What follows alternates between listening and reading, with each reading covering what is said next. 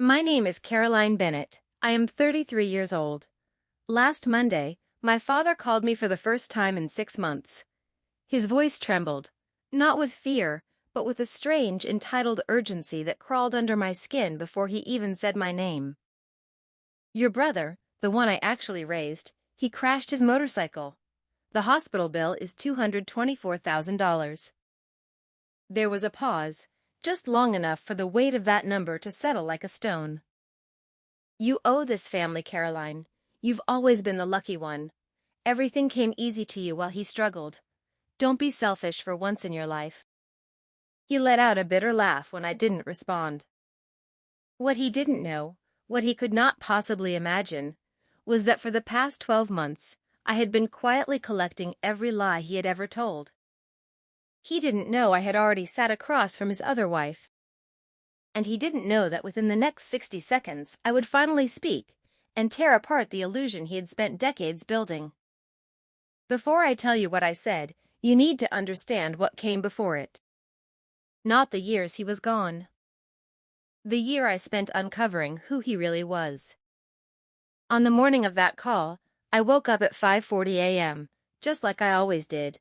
The routine kept me grounded. Coffee first, then the calendar, then the quiet checklist in my head that made everything feel manageable. There was a sticky note on my monitor at work. Mom, 3 p.m. refill sertraline. I placed it there every Monday without fail. My mother had been on that medication since her stroke in November 2023. That day, my plan was simple. Leave the branch at 2:30. Pick up her prescription. Drop it off before dinner. Predictable, controlled, safe. I had built my life that way. I worked as an assistant branch manager at a bank in Uptown Charlotte. 9 years, small business lending. Restaurant owners trying to expand. Retired teachers chasing second dreams. Families building something steady. I liked the structure of it, the boundaries, the rules. There were guardrails around what I could see and what I could do. I trusted those guardrails. That morning, my coworker Patricia stopped by my desk holding a chipped coffee mug she had probably taken from the break room years ago. You look calm today, she said, studying my face. Everything okay at home? My mom drove yesterday, I replied. 6 miles, by herself. Patricia froze mid-sip. That's huge. I nodded, but I didn't say more. She knew better than to push. By 3:15, I was sitting at my mother's kitchen table in Plaza Midwood, the same house she had lived in since 1988. The same house my father's name still sat on, even though he had spent most of his life somewhere else. My mother handed me her phone. Your father wrote. I looked at the message. Sweetheart, take care of your mom for me. The timestamp was exact, 8 a.m., not a second earlier, not a second later. My mother smiled softly. He still remembers me. I forced a gentle nod. Yeah, Mom, he does. I closed her phone and poured her more coffee. She didn't know what I knew. She had no idea that for almost a year, I had been sitting on a truth that would shatter her. I wasn't waiting out of fear. I was waiting for the right moment. And at that point, it hadn't come yet. That night, I sat on her front porch and watched the streetlights flicker on, one by one. I thought about how easily a life could be built on lies, and how long it could stand before collapsing. I was 10 years old the last time my father sat at that kitchen table, like everything was normal. It was my birthday. June 2002. My mother had baked a chocolate cake shaped like a dinosaur because I had begged for it. My father had bought a cheap instant camera that same afternoon. He sat beside me, smiling like he belonged there, and took the picture himself. Later, my mother wrote on the back in blue ink, Caroline's 10th, Daddy home. I still have that photo. It's tucked in a shoebox at the top of my closet. 11 months later, he sat in that same chair, and told my mother he had a job opportunity in Atlanta. "Just 3 months," he said. "I'll come back on weekends." He promised he'd be home for Thanksgiving. The first month, he came back twice. The second month, once. The third month, not at all. Then came the calls. The job had been extended. Then extended again. Eventually, it stretched into something that was no longer temporary. It wasn't even a job anymore. It was a new life. By the time I was in high school, my mother was working multiple jobs just to keep us afloat.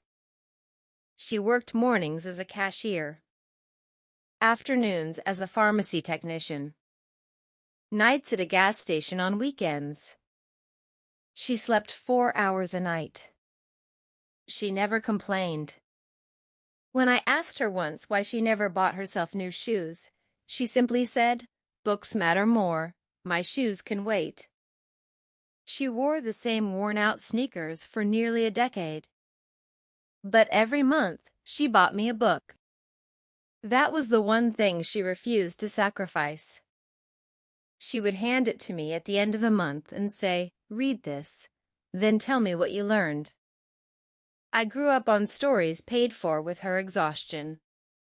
My father missed everything. Birthdays, graduations, milestones. But every year, without fail, at exactly 8 a.m. on June 14th, a message would arrive. "Happy birthday, sweetheart. Dad's thinking of you." Same words. Same time. Same empty promise. My mother would smile when she showed it to me. "See? He remembers." And for years I believed her. I needed to. He did show up once. April 2011. My grandmother's funeral. He arrived at noon, dressed in a suit I had never seen, carrying an expensive leather bag that didn't match the story of a struggling construction worker. He hugged me. "I'm proud of you, kiddo." Then he left 4 hours later. Back to Atlanta. Back to the life he never explained. We stopped asking questions after that. It was easier. For 15 years, I told myself he was doing his best. That distance didn't mean absence. That effort didn't always look the way we expected. I was wrong. I just didn't know it yet. Everything changed on May 12th, 2025. I was reviewing loan applications when I saw his face. Not in person. On a scanned ID. I froze, but only for a second. The application was for a small business loan, $80,000. A bookkeeping company based in Sandy Springs, Georgia. The applicant, Melissa Reeves Bennett. There were hundreds of people with the last name Bennett. I told myself it meant nothing. Until I saw the authorized signer on the account. Daniel Bennett. My father. I opened the supporting documents. The photo stared back at me. Older, grayer, but unmistakable. The same jawline. The same mole on his left cheek. The same man who had disappeared from my life. The birth date matched. The last 4 digits of the Social Security number matched something I had seen years ago on an old tax form my mother had kept. I closed the file immediately. I didn't scroll further. Didn't take a screenshot. Didn't save anything. Instead, I flagged it for reassignment. Conflict of interest. That was the rule. That was the line I would not cross. Within minutes, the file was gone from my access. Clean, proper, untouched. But the truth had already slipped through. That night, I sat alone with my laptop and typed her name into a search bar. Melissa Reeves Bennett. Her profile appeared almost instantly. Photos of a house in Georgia. A golden retriever. Family gatherings. And then I saw it. A photo of a teenage boy blowing out candles. 18 candles. The caption read, "Happy 18th, Trevor. Your dad and I are so proud of you." Standing beside him was my father. His hand rested on the boy's shoulder like he had never missed a single moment of his life. Like he had always been there. Like he had never left. And in that moment, something inside me shifted. Not anger. Not yet. Something colder. Something quieter. The beginning of understanding. And that was the night I decided I was going to learn the truth. No matter how long it took. I didn't sleep that night. Not because I was shocked. Shock is loud, chaotic, impossible to ignore. What I felt was quieter than that. It was clarity. The kind that settles slowly, like dust in a room you thought was clean. I sat at my kitchen table with my laptop open, the glow of the screen reflecting in the window like a second version of myself, one that was finally starting to see things as they were. Melissa Reeves Bennett. Her life wasn't hidden. That was the first thing that struck me. If anything, it was carefully displayed. Holiday dinners, backyard barbecues, school graduations, smiling faces framed in warm lighting. A life built on consistency. On presence. On things my father had never given us. I clicked through photos with a calm I didn't recognize in myself. There he was again. Standing beside her at what looked like a charity event, wearing a tailored suit, his arm casually resting around her waist like it had always belonged there. There he was at Christmas, sitting on a couch beside a decorated tree, wrapping paper scattered at his feet, laughing. Laughing. I couldn't remember the last time I had seen him laugh in our house. Then I found the dates. That was when everything sharpened. The earliest photo of them together, publicly posted, was from 2004. 1 year after he left us. Not 3 months. Not a temporary job. 1 year. I leaned back in my chair, my fingers still resting on the keyboard. That was the moment the lie stopped being a story and became a structure. A system. Something built deliberately, piece by piece, over time. And I realized something else. If he had built this life so openly, then he never expected anyone to look. The next morning, I went to work like nothing had changed. Because on the outside, nothing had. Same desk, same files, same conversations. But inside, everything had shifted. I wasn't his daughter waiting for explanations anymore. I was an observer. And observers don't react. They collect. Over the next few weeks, I started with what was available to anyone willing to look. Public records. Property listings. Business registrations.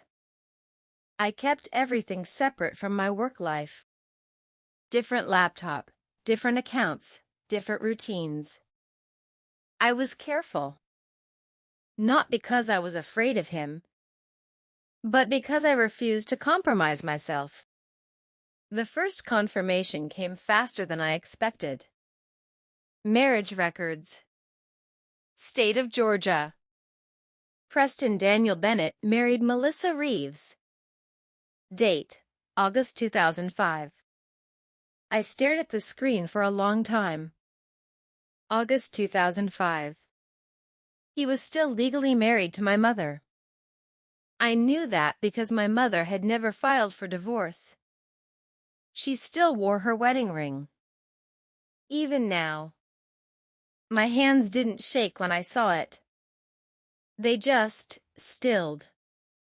Like my body had decided that stillness was the safest way to hold the truth. Bigamy. Not just absence. Not just abandonment. A second life built on top of the first one. I closed the document and exhaled slowly. That was the moment I understood this wasn't about confronting him. It was about understanding everything before I ever spoke a word. Because once I did, there would be no going back. Weeks turned into months. I hired a private investigator. I didn't rush that decision. I researched, compared credentials, checked licensing. When I finally called, my voice was steady. I need background verification, I said. No illegal access, public records only. The investigator, a man named Victor Hayes, didn't ask unnecessary questions. Understood, he replied. You'll get documented, verifiable information. Nothing else. That mattered. Everything had to be clean. Every piece of truth had to stand on its own. No shortcuts. Because shortcuts could be dismissed. Facts couldn't. While he worked, I kept digging on my own. Slowly. Carefully. I learned that Melissa owned the bookkeeping firm. It wasn't new. It had been running for over a decade. Stable, profitable, respectable. I learned that Trevor, her son, had graduated high school with honors. That he had been accepted into a state university. That he played baseball.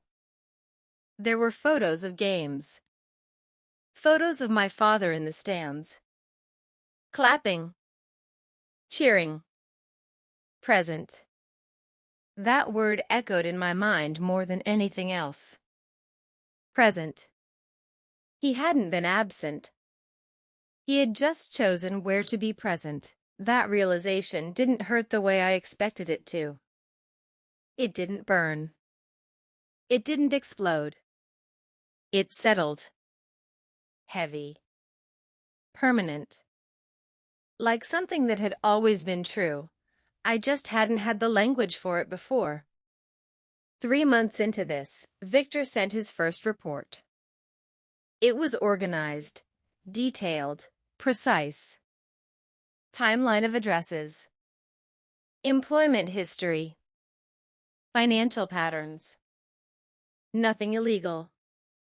Everything documented. But it was the overlap that mattered. Every time he claimed to be working overtime. Every time he missed a holiday. Every time he said, "The job needs me." There was a corresponding record placing him somewhere else. A different address. A different account. A different life. The pattern wasn't messy. It was calculated. Maintained. Sustained over decades. I printed the report and placed it in a folder. Not to confront him. Not yet. To understand him. Because understanding someone like that required more than anger. It required patience. 6 months in, I found something I hadn't expected. A business filing. Reeves and Bennett Holdings. Joint ownership. Melissa Reeves. Preston Bennett. Formation date, 2010.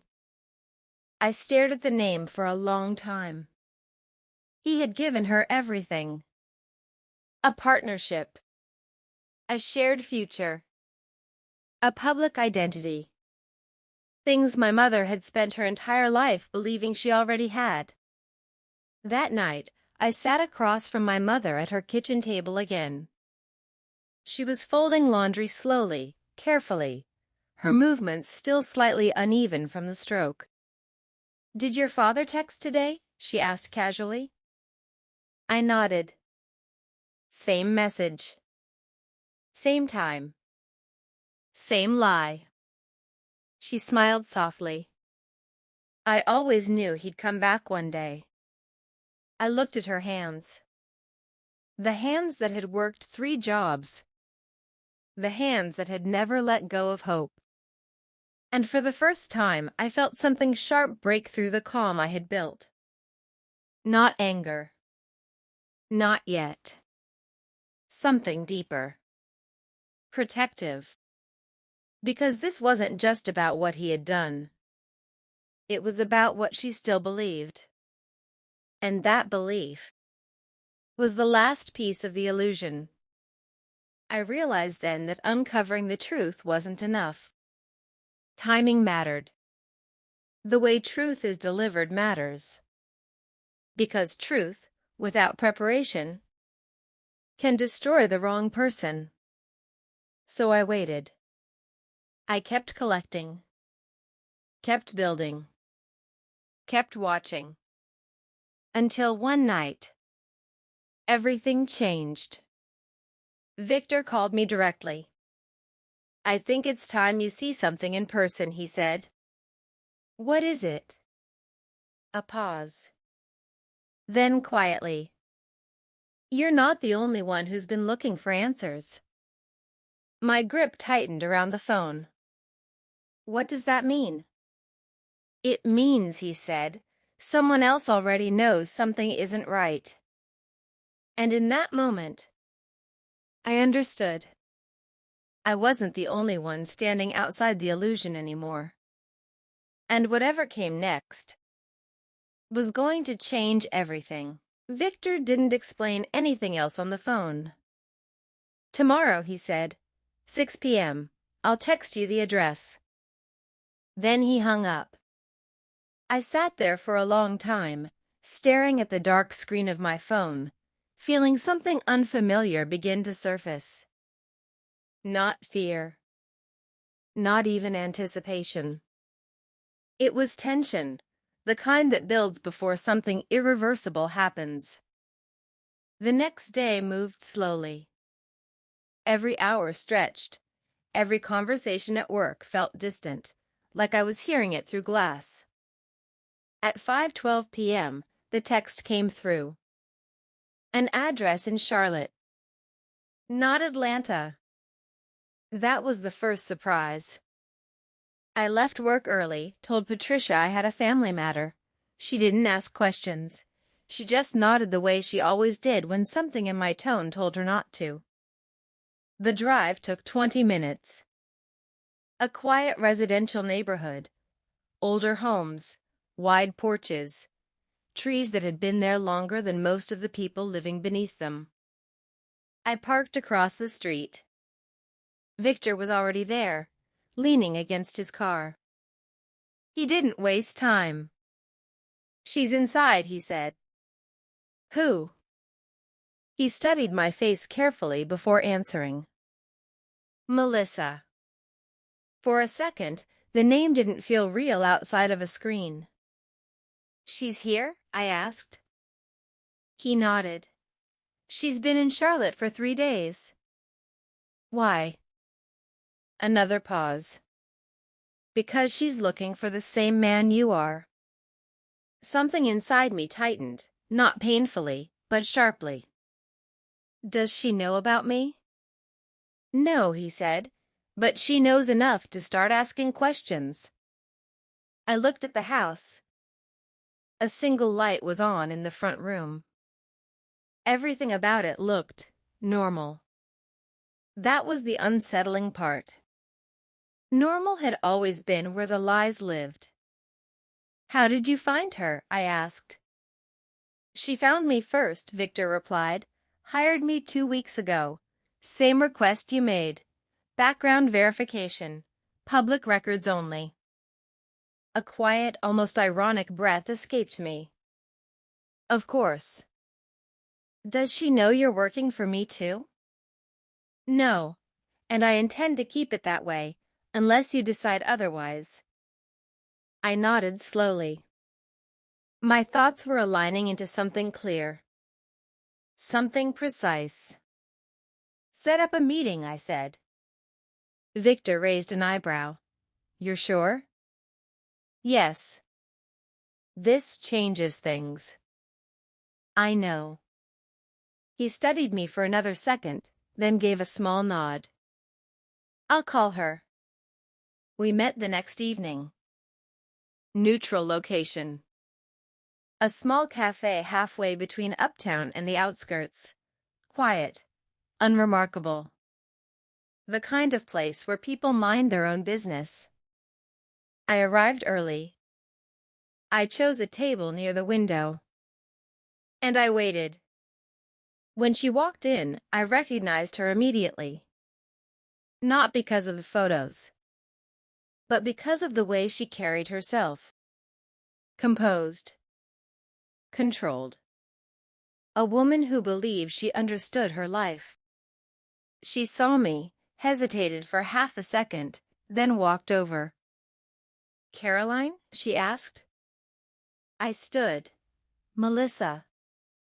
We didn't shake hands. We just sat down. For a moment, neither of us spoke. Then she exhaled softly. I didn't think you'd actually agree to meet.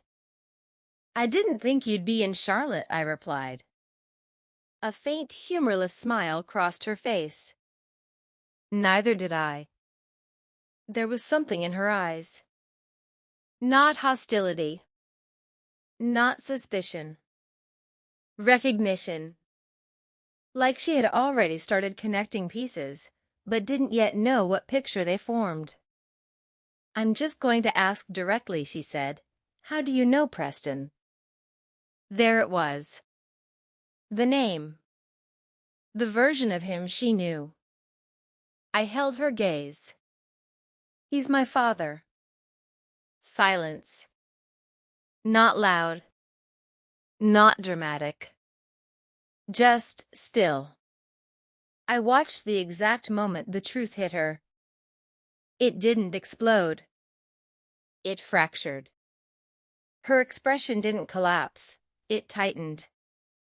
Carefully. Deliberately. As if she was holding something together by force. That's not possible, she said quietly. He's been married to me for 20 years. I nodded once. And he's been married to my mother for 38. Her fingers curled slightly against the table. No, she said, but there was no conviction behind it. That's not, he wouldn't. He did. Another silence. This one heavier. Because now it wasn't about possibility anymore. It was about evidence. She looked at me again, searching my face for something. A crack. A lie. Anything that would give her a reason not to believe me. You have proof? She asked. Yes. She nodded slowly. So do I. That surprised me. How long have you known? I asked. Not long, she admitted. A few weeks. I found inconsistencies in some documents, dates that didn't match. I thought it was a clerical error at first. I didn't say anything. She continued. Then I started looking deeper. Property records, financial statements, things he never thought I'd check. Her voice stayed steady, but I could see the shift happening beneath it. The same shift I had felt months ago. The quiet collapse of a carefully constructed reality. I thought I was being paranoid, she said, that I was overreacting. You weren't, I said. She let out a slow breath. No, she whispered, I wasn't. We sat there, two strangers connected by the same man, by the same lie, watching it unfold from opposite sides. I need to understand something, she said after a moment. Go ahead. Did he know about you? Recently? Yes. And he never said anything? No. She closed her eyes briefly. That seemed to hurt her more than anything else. Not the lie. Not the betrayal. The omission. The deliberate silence. He told me he had a daughter, she said slowly, but he said you were distant, that you didn't want a relationship. I almost smiled. Almost. That's not true. I know that now. Another pause. Then she asked the question I had been expecting. Does your mother know? No. Her eyes opened immediately. She doesn't? No. Why not? Because timing matters, I said. Melissa studied me carefully. You're protecting her. Yes. A long silence stretched between us. Then, quietly, so are you. That was when something shifted between us. Not alliance. Not yet. But understanding. Shared ground. Two people who had been standing in different versions of the same story. Finally seeing the full picture. What do we do now? She asked. I didn't answer immediately. Because the truth was, I already knew. I'm not going to confront him without everything, I said finally. Everything? She repeated. Every record, every timeline, every contradiction. Her expression hardened slightly. You're building a case. Yes. For what? She asked. I held her gaze. For the truth. She let out a breath that sounded almost like a laugh, but there was no humor in it. He's not going to admit it. I'm not asking him to. Then what are you doing? I leaned back slightly, my voice calm. I'm making sure that when he speaks, it's the first time he doesn't have control over the story. She went quiet again. Because she understood. Control. That was what this had always been about. He controlled the narrative, the timing, the information, the truth. Until now. Melissa looked down at her hands, then back at me. What do you need from me? She asked. That question mattered. Because the answer would decide everything that came next. Honesty, I said. Complete transparency. No filtering. No protecting him.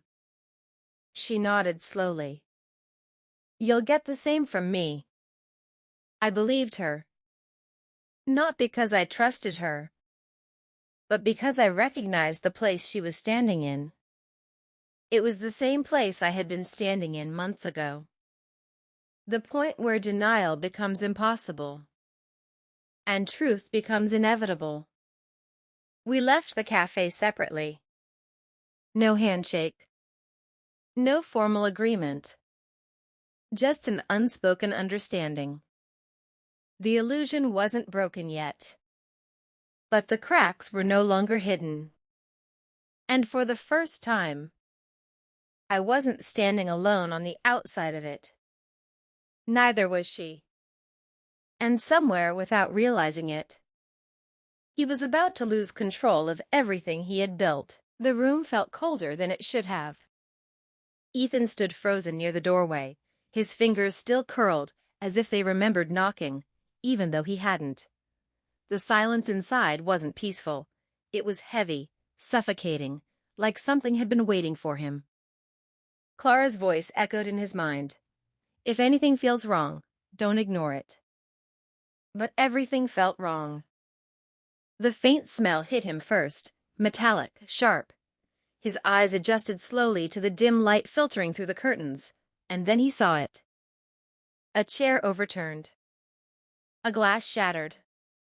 And then, "Dad?" His voice came out weaker than he intended. No answer. His heartbeat began to pound harder, louder, drowning out every rational thought.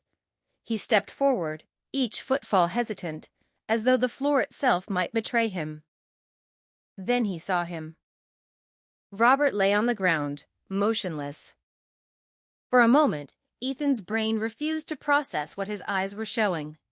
It was easier to believe this was some kind of mistake, a misunderstanding, anything but reality. "Dad!" He rushed forward, dropping to his knees. Robert's face was pale, too pale. Ethan's hands trembled as he reached out, hovering for a second before touching his father's shoulder. Cold. Not just cold, empty. "No, no, no, no." Ethan's voice cracked as panic surged through him. "Dad, wake up, please." But Robert didn't move. Didn't breathe. Didn't respond. The world seemed to tilt. Ethan stumbled back slightly, his mind spiraling. This couldn't be happening. Not like this. Not after everything. His eyes darted around the room, searching for something, anything, that could explain what he was seeing. That's when he noticed it. A small envelope on the table. His name was written on it. Ethan.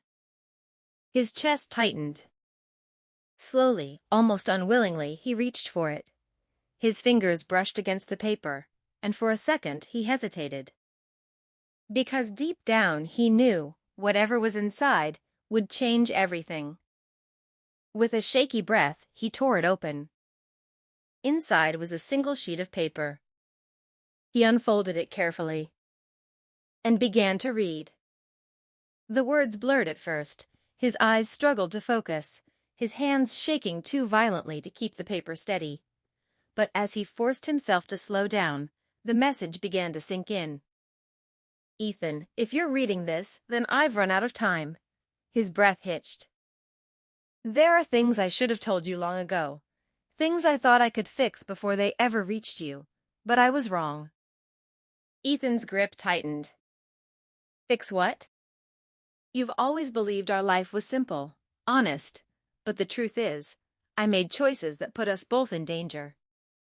A chill ran down his spine. "And now that danger has found its way to our door."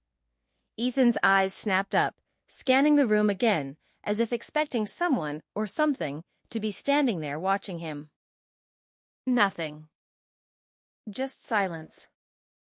But it didn't feel empty anymore. It felt watched. He looked back at the letter. "You need to leave, immediately.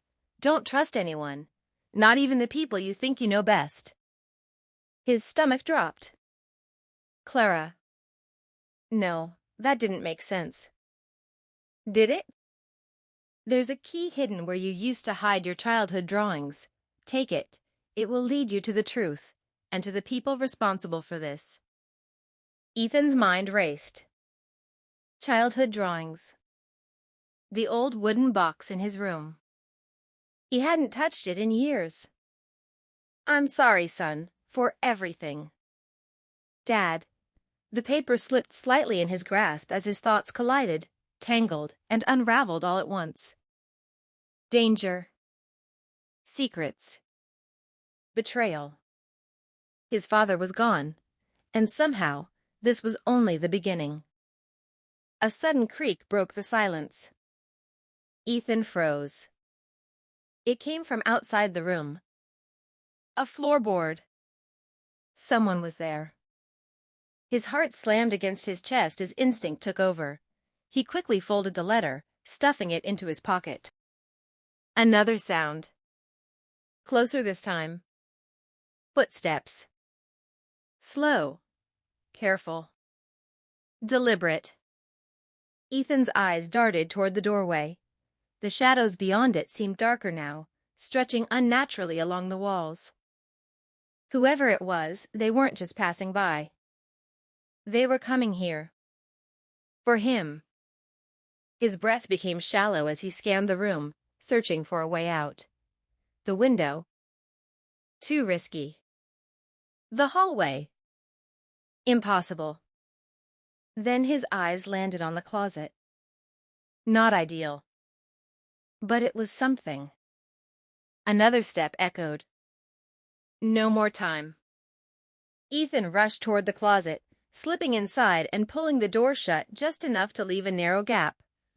Darkness swallowed him instantly, the scent of old wood and dust filling his lungs. He forced himself to stay still. To stay silent. The footsteps reached the doorway. And then they stopped. Ethan's pulse roared in his ears. A shadow stretched across the floor, creeping into the room. Someone stepped inside. Ethan held his breath. Every muscle in his body screamed to move, to run, to do anything but sit there in the dark. But he couldn't. He wouldn't. Not yet. The figure moved slowly, methodically, as if they weren't in a hurry, as if they knew he had nowhere to go. Ethan's fingers curled into fists. Who was it? What did they want? The silence stretched unbearably. Then, a voice. Low. Calm.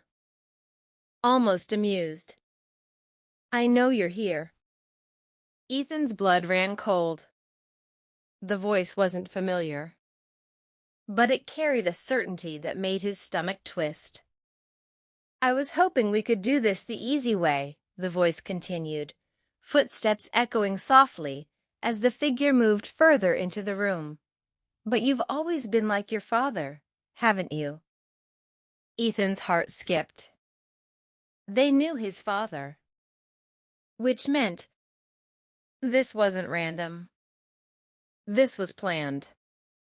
Every second Ethan stayed hidden, the tension coiled tighter inside him. He needed to think, needed to move, but one wrong step. The closet door creaked faintly as something brushed against it from the outside. Ethan froze completely. A pause. Then silence again. The figure exhaled softly, almost disappointed. Fine, the voice said. We'll do it your way. Footsteps retreated. Slowly. Deliberately. Ethan didn't move. Didn't breathe. Seconds passed. Then minutes. Or at least it felt like minutes. Finally, the front door creaked open. Then shut. Silence returned. But this time, it felt different. Empty. Ethan stayed in the closet for a few moments longer, just to be sure. His body trembled from the effort of staying still, his mind replaying every word, every sound. I know you're here. They hadn't even tried to find him. Why? Unless they didn't need to. A new wave of unease washed over him. Ethan slowly pushed the closet door open and stepped out, his movements cautious, his senses heightened. The room looked the same. But it didn't feel the same. It felt violated. Like whatever had just been there had left something behind. A warning. Or worse. Ethan swallowed hard, forcing himself to focus. The letter. The key. The truth. He didn't have time to stand here and fall apart. He turned and rushed toward his room, his mind locked on one thing. The wooden box. If his father was telling the truth, then everything he needed to understand this nightmare was about to begin. And somehow, that terrified him even more. Because deep down, Ethan was starting to realize something he couldn't ignore anymore. This wasn't just about his father. This was about him. And whatever he was about to uncover, it had been waiting for him all along. Ethan didn't remember crossing the hallway. 1 second, he was standing in the doorway of his father's room, the weight of everything crushing down on him. And the next, he was in his own room, staring at the corner where the old wooden box had once meant nothing more than childhood secrets. Now, it felt like the center of everything. His breath was uneven as he dropped to his knees beside the bed and reached underneath. His fingers brushed against dust, old papers, and then wood. He pulled it out slowly. The box was smaller than he remembered, scratched, worn. Time had left its mark on it, just like everything else in this house. For a moment, Ethan hesitated. This box held pieces of a life that no longer existed. Drawings of dreams, of innocence, of a version of himself that didn't know fear like this. Now, he wasn't sure he wanted to open it. But he had no choice.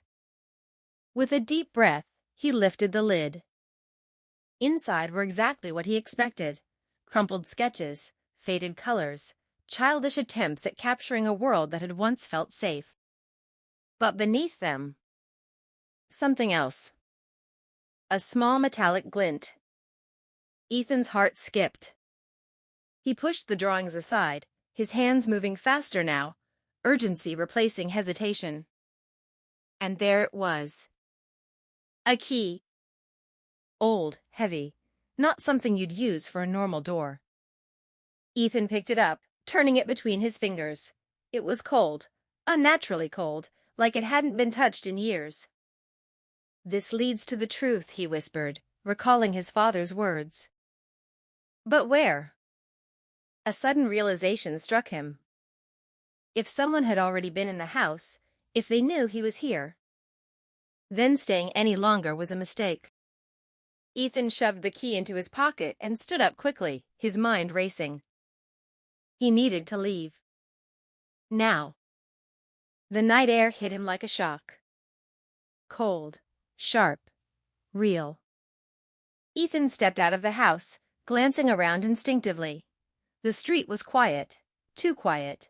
No passing cars, no distant voices. Just silence. It felt unnatural, like the world itself was holding its breath. He pulled his jacket tighter and started walking, forcing himself not to look back.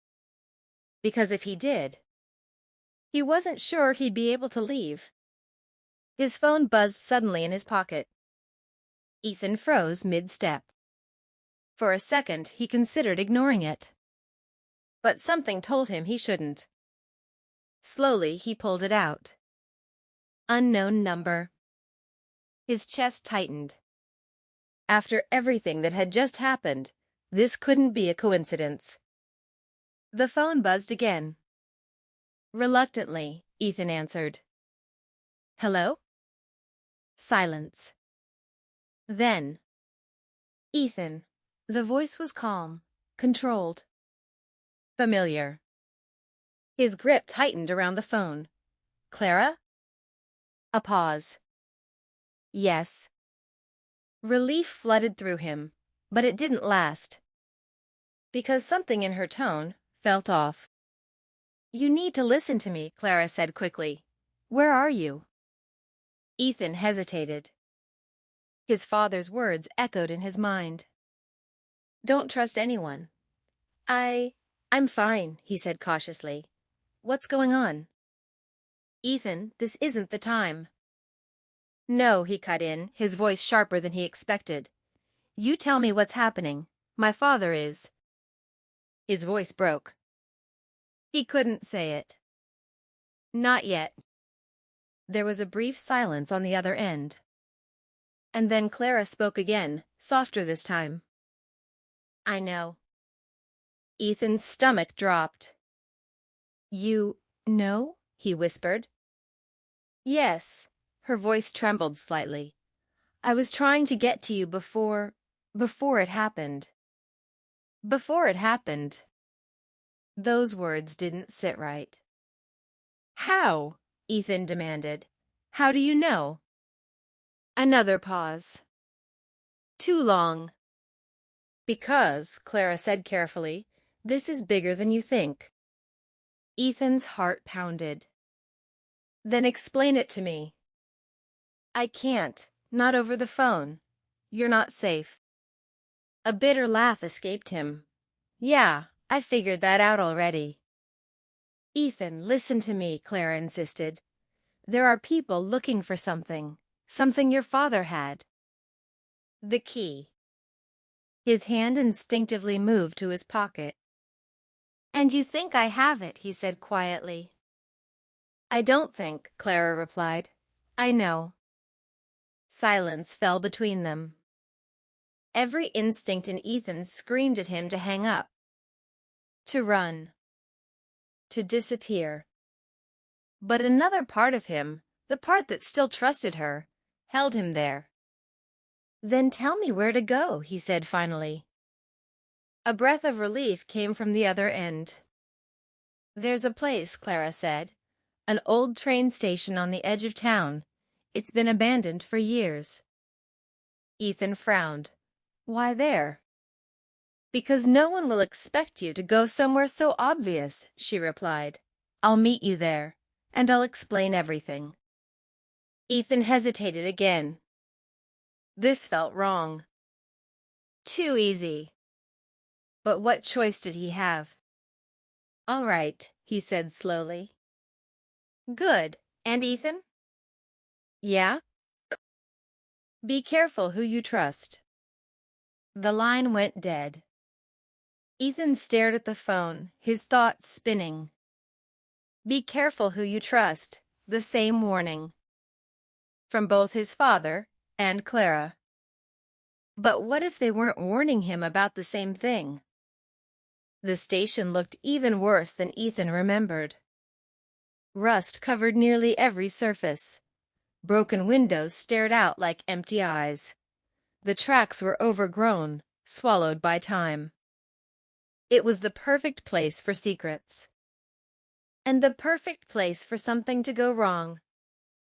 Ethan stepped inside cautiously, every sound amplified in the hollow space. His footsteps echoed, bouncing off the decaying walls. Clara, he called out. No answer. A cold feeling settled in his chest. He moved further in, scanning the shadows. Clara, if this is some kind of... You came. Ethan spun around. Clara stood near the far end of the platform, partially hidden in the dim light. Relief hit him instantly. But again, it didn't last. Because something about her expression wasn't right. Clara, he said, stepping closer, what's going on? She didn't answer immediately. Instead, she studied him, as if she were seeing him differently. Finally, her eyes dropped to his pocket. To be honest, she said quietly, I wasn't sure you'd make it this far. Ethan stopped. A chill ran through him. What does that mean? Clara took a slow step forward. It means, she said, her voice losing its warmth, you're stronger than I thought. Ethan's pulse quickened. Clara? Her gaze met his again. And this time, there was no softness in it. Only something cold. Something calculating. You have the key, don't you? She asked. The question hit like a blow. Ethan's mind raced. This wasn't right. This wasn't her. Why do you want it? He asked carefully. A faint smile appeared on her lips. Because, Ethan, that key doesn't just unlock answers. She tilted her head slightly. It unlocks power. Everything inside him screamed. Run. Now. But his feet wouldn't move. Not yet. Not until he understood. Who are you? He asked, his voice barely above a whisper. Clara's smile widened just a little. I was hoping you wouldn't ask that. A sound echoed behind him. Ethan's blood ran cold. Slowly. Too slowly. He turned his head. And that's when he saw them. Figures emerging from the shadows. 1, 2, 3. Surrounding him. His heart slammed against his chest. This wasn't a meeting. This was a trap. He turned back to Clara, panic rising. You set me up. Her expression didn't change. I gave you a chance, she said. You could have walked away from this.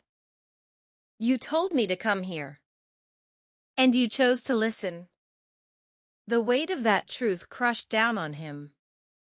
Ethan's hand tightened into a fist. Betrayal burned through him.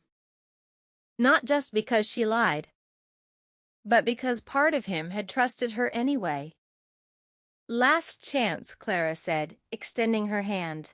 Give me the key. Ethan's mind raced. No way out. No time. No options. Or maybe... 1. His grip tightened inside his pocket. And in that moment, a decision was made. Not based on logic. Not based on fear. But on something deeper. Something his father had tried to protect. Ethan took a slow step back.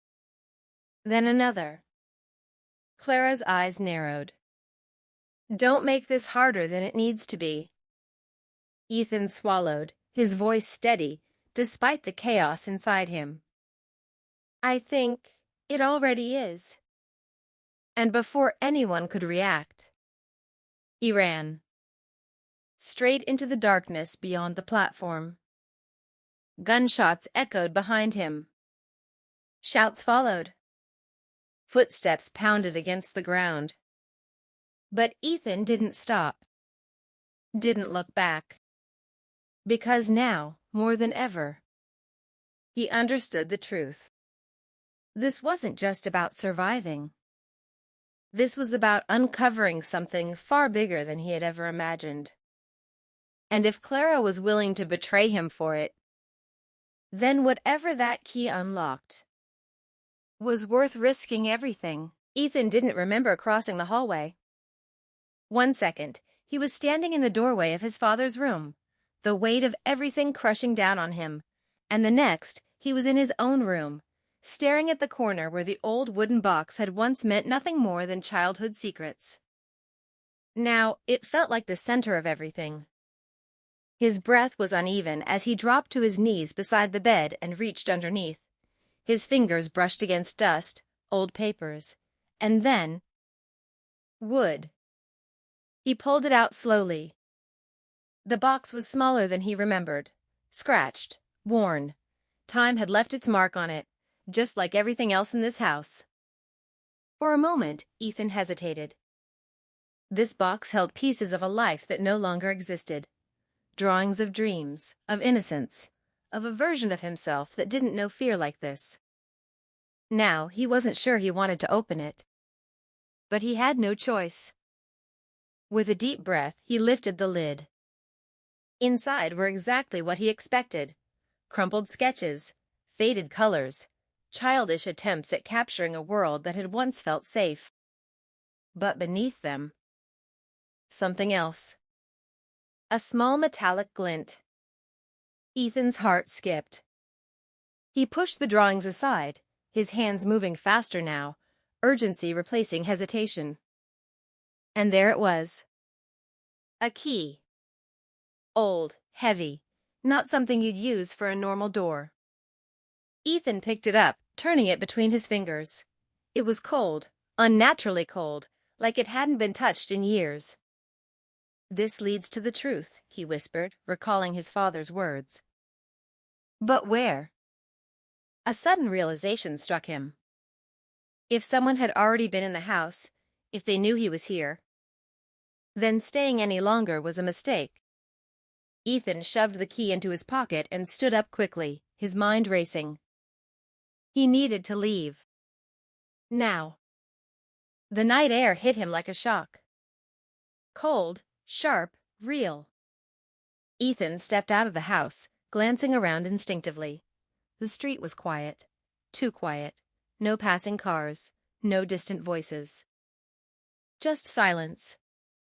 It felt unnatural. Like the world itself was holding its breath. He pulled his jacket tighter and started walking, forcing himself not to look back. Because if he did, he wasn't sure he'd be able to leave. His phone buzzed suddenly in his pocket. Ethan froze mid-step. For a second, he considered ignoring it. But something told him he shouldn't. Slowly, he pulled it out. Unknown number.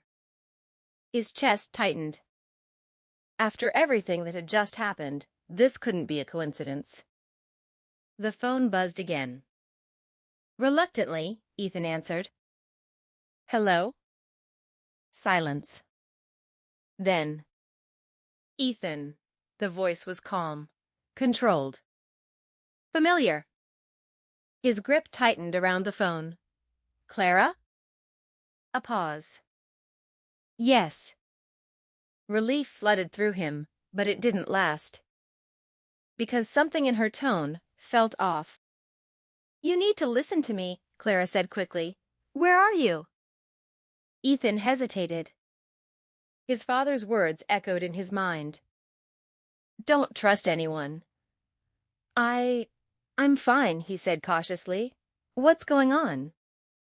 Ethan, this isn't the time. No, he cut in, his voice sharper than he expected. You tell me what's happening. My father is... His voice broke. He couldn't say it. Not yet. There was a brief silence on the other end. And then Clara spoke again, softer this time. I know. Ethan's stomach dropped. You know, he whispered. Yes. Her voice trembled slightly. I was trying to get to you before it happened. Before it happened. Those words didn't sit right. How? Ethan demanded. How do you know? Another pause. Too long. Because, Clara said carefully, this is bigger than you think. Ethan's heart pounded. Then explain it to me. I can't, not over the phone. You're not safe. A bitter laugh escaped him. Yeah, I figured that out already. Ethan, listen to me, Clara insisted. There are people looking for something your father had. The key. His hand instinctively moved to his pocket. And you think I have it, he said quietly. I don't think, Clara replied. I know. Silence fell between them. Every instinct in Ethan screamed at him to hang up, to run, to disappear. But another part of him, the part that still trusted her, held him there. Then tell me where to go, he said finally. A breath of relief came from the other end. There's a place, Clara said. An old train station on the edge of town. It's been abandoned for years. Ethan frowned. Why there? Because no one will expect you to go somewhere so obvious, she replied. I'll meet you there, and I'll explain everything. Ethan hesitated again. This felt wrong. Too easy. But what choice did he have? All right, he said slowly. Good. And Ethan? Yeah? Be careful who you trust. The line went dead. Ethan stared at the phone, his thoughts spinning. Be careful who you trust. The same warning. From both his father and Clara. But what if they weren't warning him about the same thing? The station looked even worse than Ethan remembered. Rust covered nearly every surface. Broken windows stared out like empty eyes. The tracks were overgrown, swallowed by time. It was the perfect place for secrets, and the perfect place for something to go wrong. Ethan stepped inside cautiously, every sound amplified in the hollow space. His footsteps echoed, bouncing off the decaying walls. "Clara?" he called out. No answer. A cold feeling settled in his chest. He moved further in, scanning the shadows. "Clara, if this is some kind of—" "You came, as you wish." She stepped forward, her expression calm. "Your father wasn't just some ordinary man, Ethan. He was part of something much bigger. A network designed to control information, power, people." Ethan's eyes flickered to the screens. "It looks more like surveillance." "It was," she admitted, "at first. But then it became something else. Something dangerous." Clara didn't deny it. "He wanted out," she continued. "Tried to destroy it from the inside." Ethan's jaw tightened. "And you stopped him." "No," she said quietly. "We tried to stop him." The distinction mattered. "But he went too far," she added. "And now, we have to finish what he started." Ethan's heart pounded. "By killing me?" Clara's expression shifted, just slightly. "Only if you force us to." Silence. Heavy. Unforgiving. Ethan looked around the room again. At the names. The lives. The damage. "This is what he died for," Ethan said. "To stop this." Clara stepped closer. "Or to control it." Ethan's eyes snapped to hers. "What?" "You really think he was innocent?" she asked softly. "That he didn't benefit from all of this?" Doubt crept in. Unwelcome. Unwanted. But real. Ethan clenched his fists. "No, he was trying to fix it." "Maybe," Clara said, "but now you have a choice." She gestured around the room. "Walk away and let this continue." Her gaze locked onto his. "Or take his place." The words hit harder than anything else. Take his place. Become part of it. Control it. Ethan's mind raced. This was bigger than revenge. Bigger than survival. This was power. The kind that could change everything. Or destroy it. Clara extended her hand again. "Give me the key, and we can end this peacefully." Ethan looked at her hand. Then at the key. Then at the screens. All the lives tied to this moment. All the choices leading here. His father's voice echoed in his memory. "I'm sorry, son, for everything." Ethan took a slow breath and made his decision. He stepped back. Clara's eyes narrowed. "Ethan." "I'm ending it," he said quietly. "Good," she replied. "Then give me the key." Ethan shook his head. "No." Before anyone could react, he turned and slammed the key into a different panel beside the main system. Alarms exploded instantly. Lights flashed red. "What are you doing?" Clara shouted. Ethan didn't answer. He didn't stop. He pressed every command he could, triggering something far deeper than access. A shutdown. A purge. "No!" Clara lunged forward, but it was too late. The system had already begun. Files started deleting. Screens flickered.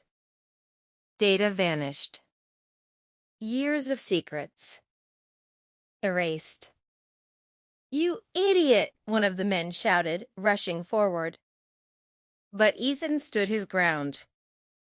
Because for the first time, he understood everything. This wasn't about control. It wasn't about power. It was about ending something that should have never existed. Clara grabbed him, her grip tight. "You have no idea what you've done." Ethan met her gaze. Calm. Certain. "I do." The system let out one final pulse. Then, darkness. Silence. Everything gone.